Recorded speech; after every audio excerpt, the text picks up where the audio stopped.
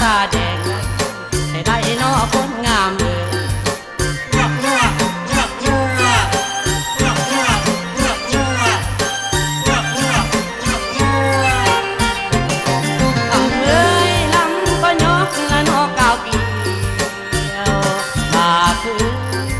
ถามข่าวนั้นเน้นสุกทุก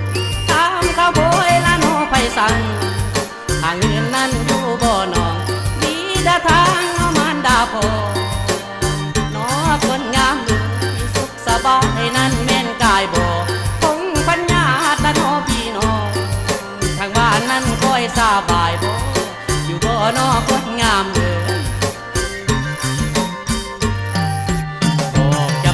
อย่าไปมาต้องเจ้าใครน้องเสียใจพ่อแม่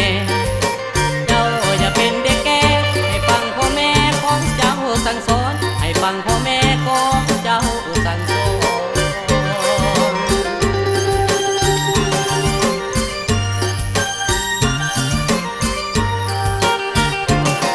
คำเอ้ยมาจมน้ำละน้องสั่งแก้วตาคือได้อยากดีนั่นก็บ่อยตักมาจนนวลละนอคนงามอยากเก่าคำนั้นแม่นพอสอนเสื้อสายเล็กนั้นที่เคยคอนอคนงามเลยเสื้อสายทองนั้นที่เคยจองให้ได้ปลดละนอออกแล้วก็มีการนั้นแค่อย่างใดแต่ได้กิ้งตกไม้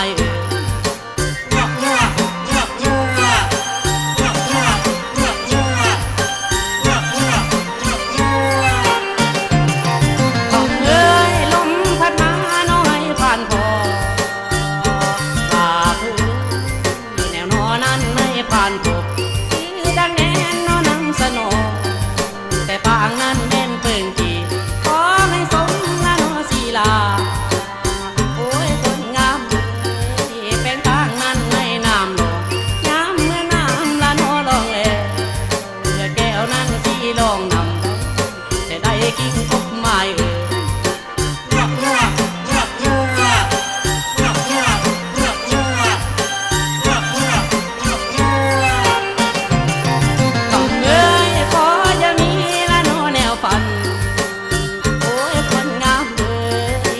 ปันนั้นแม่นน้องก่อนสายสิเขาละน้องอยู่โซนเป็นเวลานั้นแม่พานางแค่ได้กิ้งพบไม้ต